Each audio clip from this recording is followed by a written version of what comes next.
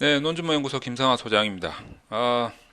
정말 최근에 들어서 들어오는 문의 중에서 많은 내용을 차지하는 질문이 있어요. 그 질문을 제가 꼭 한 번은 동영상으로 정리를 해서 답변을 드려야겠다 이렇게 생각한 게 있는데 그게 뭐냐면 글이 안 써진다 이거예요. 글이. 소장님, 논문을 지금 적고 있는데요. 너무 글이 안 써져요. 그래서 이제 이 글이 안 써진다라는 것과 관련된 요 내용을 가지고 제가 몇 번이나 똑같은 대답을 계속 하다 보니까 이럴 바에야 제가 동영상으로 한번 깔쌈하게 한번 정리를 해드려야 되겠다 이런 생각이 좀 들었습니다. 사실 이 내용을 제가 유튜브 동영상에서 말을 안 한 건 아니에요. 분명히 한 두 번인가 세 번인가 같은 내용으로 이야기를 했었단 말이죠. 그런데 그 동영상이 조금 몇 년 전에 제작을 한 거여서 뭐 뒤로 밀려서 그런 건지 아니면 제가 정리를 그때 당시에 잘 못해서 그런 건지 그 동영상을 보셨다면 이런 질문이 안 나와야 정상인데 이런 질문을 하시는 거 보니까 제가 다시 한번 더 정리를 하는 게 맞겠다 싶어가지고 정리를 해드리려고 합니다.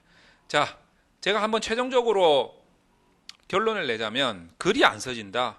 논문에서 글이 안 써진다. 첫 번째, 논문은 일단 글로 승부를 하는 게 아닙니다. 글로 승부를 하는 게 아니고 어떤 구조죠. 구조적인 틀, 구조적인 틀로 승부를 거는 거다. 이렇게 말씀드릴 수가 있겠습니다. 두 번째, 글이 안 써진다. 왜 안 써지느냐? 내용이 없거든. 내용을 모르거든. 다시 말해서 연구가 먼저 되지 않았기 때문이죠. 되지 않았기 때문입니다. 다시 말해서 제가 몇 번이나 말씀드립니까? 논문이라고 하는 것은 철저하게 좀 구분을 할 필요가 있다 말씀드렸잖아요. 어떻게 구분을 하느냐면 이렇게 여러분들이 마인드를 조금 새로 가져야 돼요. 첫 번째 뭘 해야 되냐면 연구를 하셔야 되고 두 번째 뭘 하셔야 되냐면 페이퍼 작업을 하셔야 돼요. 그런데 여러분들은 이 페이퍼 작업을 먼저 생각하시는 것 같아요. 뭐 그도 그럴 것이 여러분들이 만약에 학생이라면 대학원에 가서 논문 이제 요이 땅 하니까 일본말 쓰지 마라고 하시는 분이 계시더라고요. 자, 시작 해가지고 지도 교수님이 자 이제 논문 씁시다. 자 작성해 오세요. 작성. 이 작성이라는 말부터 여러분들이 듣게 되니까 어씨 논문은 무조건 써야 되는가 보다 이렇게 생각하는 거죠. 이게 잘못된 거예요. 자 이제 논문 시작합니다 라고 하면 자 연구부터 하세요 이렇게 돼야 되는데 써오세요 이렇게 돼버리니까 여러분들은 논문하고 무조건 써야 되는 줄 알고 있는 거죠. 쓰는 거는 크게 중요하지 않아요. 쓰는 게 중요한 게 아니라 연구하는 게 중요한 거지. 근데 도대체가 이 대학교의 대학원에서 지도 교수님들이 학생들을 어떻게 논문 지도를 하시는지는 모르겠지만 아마 행정상의 편의를 위해서 그러시는 건지 아니면 이제 어떤 트레이닝 과정인 건지 그 자체가 그걸 제가 잘 모르겠지만 써와라, 작성해와라, 써와라 요런 표현을 쓰기 때문에 학생들은 논문을 연구한 경험이 없는 학생들 입장에서 보면 논문 써야 되는 건가 보다. 작성을 해야 되는 건가 보다. 이렇게 생각을 해서 정리에 너무 포커스를 잡고 있어요. 뭔가를 정리해야 된다는 거예요. 정리를 한다라고 하더라도 뭐 쓸 거리가 있어야 될 거 아니에요. 거리가. 거리가 있어야 뭐 정리를 하든지 말든지 할 거 아니에요. 이 거리가 뭔데? 이 거리가 바로 연구잖아요. 연구. 연구를 먼저 해야지. 심지어는 연구 계획서 자체도 일단 쓰고 본다는 거죠. 연구 계획을 해야지. 그래서 여러분들이 글이 잘 안 써진다라고 하는 거는 일단 쓸 거리가 없는 거예요. 지금 머릿속에. 쓸 거리가 머릿속에서부터 먼저 정리가 되어 있지 않으니까 어떻게 쓸지를 모르는 거지. 그건 당연한 거 아니겠어요? 그게 먼저 이루어지고 난 다음에 이제 페이퍼 작업.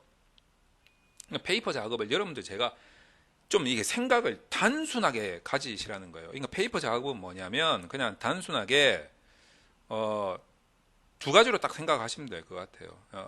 첫 번째, 전형적인 틀이 있다. 아주 뭐 전형적인 틀. 예. 두 번째, 내가 지금 다니는 학교라든지 내가 지금 제출해야 되는 그 뭐 학회 같은 기관이 있잖아요. 그 기관에서 요구하는 틀이 있다. 이렇게 두 가지를 딱 생각을 하시면 좋을 것 같아요. 그래서 요 틀에 맞추면 돼요. 요 틀에. 전형적인 틀은 뭡니까? 뭐 그냥 우리가 뭐 학교 국어 시간에 배우는 이런 거잖아요. 서론 결론, 서론 본론 결론, 서론 본론 결론. 이런 아주 전형적인 틀이잖아요. 논문의 세계에서는 보통 뭐 가장 뭐 베이직한 틀이 어떤 거냐면 이제 5장 구조죠. 5장 구조. 5장 구조에서 각 장마다의 역할이 있잖아요. 요거는 제가 수도 없이 유튜브에도 설명을 하고 있지 않습니까? 1장 서론, 2장 이론적 배경, 3장 연구 방법, 4장 분석, 5장 결론. 이런 아주 전형적인 베이직 틀에 대해서는 제가 수도 없이 이야기를 많이 했습니다. 자, 거기에다가 여러분들이 뭐 소위 말해서 다니는 학교가 있어요. 학교가 있다면 그 학교에서 또 홈페이지에 들어가 보세요. 그 홈페이지에서 그 학교 또는 학과에서 우리 학과는 논문을 자 이렇게 적으셔야 됩니다. 매뉴얼이 있단 말이에요. 작성 매뉴얼이. 그 매뉴얼을 지켜야죠. 예. 그 다음에 이제 또 우리 지도 교수님 스타일이 있단 말이에요. 스타일. 우리 지도 교수님 스타일은 연구 문제가 1장에 나와야 돼. 보통 전형적인 틀, 베이직은 연구 문제가 3장에 나오거든요. 근데 연구 가설이나 연구 문제가. 근데 우리 교수님은 1장에 나와야 되는데 그러면 1장에 넣는 거지. 자, 이런 매뉴얼이나 스타일, 자, 요런 틀에 맞춰서 이 내용을 집어 넣으면 되는 거 아니에요. 자, 그러면 여기에 나오는 틀과 스타일을 여러분들이 다시 한번 두 가지로 쪼개봅시다. 제일 처음에 나타나는 틀이 뭡니까? 목차 아니겠어요? 목차. 그럼 이 목차가 큰 목차가 있고 세부 목차로 점점 좁혀 들어가겠죠. 그러면 이 목차에 의해서 뭐가 나타납니까? 카테고리가 나타날 거란 말이에요. 상위 카테고리, 하위 카테고리. 그러면 이 카테고리의 가장 작은 단위의 카테고리에 딱 들어갔을 때 우리가 만나는 게 뭡니까? 가장 작은 카테고리에 들어갔을 때 더 이상 카테고리로 나누어지지 않는다라고 했을 때 우리가 만나는 게 바로 뭐냐? 글이죠, 글. 근데 글이라고 생각하지 마시고 문단이라고 생각을 하세요. 문단. 문단. 그래서 저는 이 카테고리와 문단의 어떤 구조적인 틀을 여러분들이 짤 수 있어야 된다라고 주장하는 사람이에요. 카테고리와 문단의 구조적인 틀을 이해하고 본인 스스로 짤 수 있어야 돼요. 이 카테고리 같은 경우에는 이제 이런 전형적인 틀이나 아니면 그 학교 또는 지도 교수님이 요구하는 틀 같은 그런 목차 구조가 있어요. 그런 거 좋아하시는 분들 많거든요. 그래서 거기 따라가면 되고 그 안에 이제 들어갈 실질적인 콘텐츠, 여러분들이 글이라고 생각하는 그 콘텐츠를 여러분들은 무조건 글빨로 승부를 하려고 하는데 글빨로 승부하는 게 아니에요. 틀로 승부하는 거지. 그 틀의 가장 마지막 단위가 뭐냐? 문단이라는 거예요. 문단의 흐름으로 여러분이 주장하고 싶은 거 주장하시고 설명하고 싶은 거 설명하고 소개하고 싶은 거 소개하라 이거예요. 인용을 하든 해가지고 인용을 하든 분석을 하든 정리를 하든 이런 콘텐츠를 만들어가지고 문단의 흐름으로 짜서 집어넣으라는 거예요. 그런 문단들로 이루어진 목차의 카테고리의 구조적인 틀을 짜라는 거예요. 이 틀의 흐름, 문단의 흐름으로 여러분이 주장하고 싶은 걸 주장을 해라는 거예요. 단 이런 카테고리의 구조, 문단의 구조의 틀을 짜기 위해서는 여러분들이 일단 뭘 써야 될지를 알아야 되지 않겠냐 이거죠.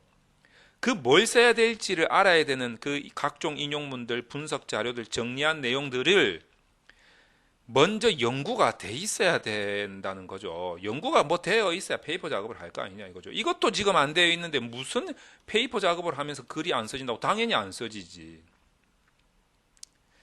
자, 이런 부분들 여러분들이 좀 느낌이 옵니까? 이게 참 느낌이 중요한 건데 사실요 논문 별거 아니에요. 이런 말 있잖아요. 제가 자주 쓰는 말이지만 아니까 쉬운 거고 모르니까 어려운 거예요. 여러분이 몰라요. 저 수학 1도 몰라요. 논문 1도 몰라요. 연구 1도 몰라요. 여러분이 머리가 나빠서도 아니고 여러분이 뭐 진짜 배운 게 없어서 그런 것도 아니에요. 절대 아니에요. 그 알고 모르는 거는 진짜 종이 한 장 차이예요. 그러니까 그 종이 한 장 차이 때문에 내가 알게 된 사람이 있고 뭐 아직까지 모르는 사람이 있다는 거죠. 그 사실 별거 아닌데 알고 나면 너무 쉬운 거죠. 다만 주의할 거는 부작용이 있어요. 내 이 한 장밖에 차이 안 나는 이 사실을 알았다고 해서 시건방져지면 안 된다는 거죠. 뭐 대단한 지식이라고. 그 시건방을 떨면서 논문 쓰는 사람들 괴롭히면 안 된다는 거죠. 자, 그래서 제가 이것도 시건방인 것 같네. 그러면 안 되죠. 저처럼 방금 이런 태도를 보이면 안 된다는 거죠. 정말 쉽습니다, 여러분. 너무 걱정하지 마세요. 예. 그러니까 이 종이 한 장 차이요 쉽게 극복할 수 있습니다. 네, 별로 어렵지도 않아요. 뭐 논문 그게 뭐 대단한 거라고. 내 인생 통틀어 보면 내 건강이 제일 중요한 거 아니겠어요? 네, 뭐 논문이 뭐가 중요하겠어요? 자, 그러니까 여러분들 이 별거 아닌 논문을 가지고 뭐 스트레스 받으면서 여러분 건강까지 해쳐가면서 논문 때문에 머리 쥐어뜯는 일은 없도록 이 별거 안 되는 종이 한 장 차, 제가 말씀드린 이게 사실 가장 본질적인 건데 별로 어렵지 않은 이런 부분 때문에 스트레스 받지 마시고 이 한 장 금방 극복할 수 있습니다. 저도 이것 때문에 요 다음 강좌를 제가 뭐 찍을 게 하나 있어요. 이제 그게 뭐냐면 이제 저는 이제 논문 컨설팅을 하고 있잖아요. 논문 컨설팅에서도 메커니즘이 변화하고 있다. 학교 대학원 수업도 변화하고 있다. 이런 이제 변화에 대해서 제가 이제 조금 강좌를 만들려고 하고 있는데, 자, 어쨌든 이제 여러분들이 과거에는 어떤 선입견을 가지고 논문을 찾아봤을지는 모르시겠지만 지금 제가 과감하게 말씀드릴 수 있는 것은 논문 그렇게 어렵지 않습니다. 여러분들 도전하시고 그 이해했을 때 한 장밖에 안 되는 그 종이 한 장 차이를 극복했을 때 여러분들이 느끼실 수 있는 보람 이런 것들을 만끽하시기 바랍니다. 그래서 저도 이제 온라인 강좌들 온라인 특강 많이 하고 있거든요. 온라인 특강도 많이 참여해 주시면 감사하겠습니다. 자, 이걸로 마치도록 하겠습니다.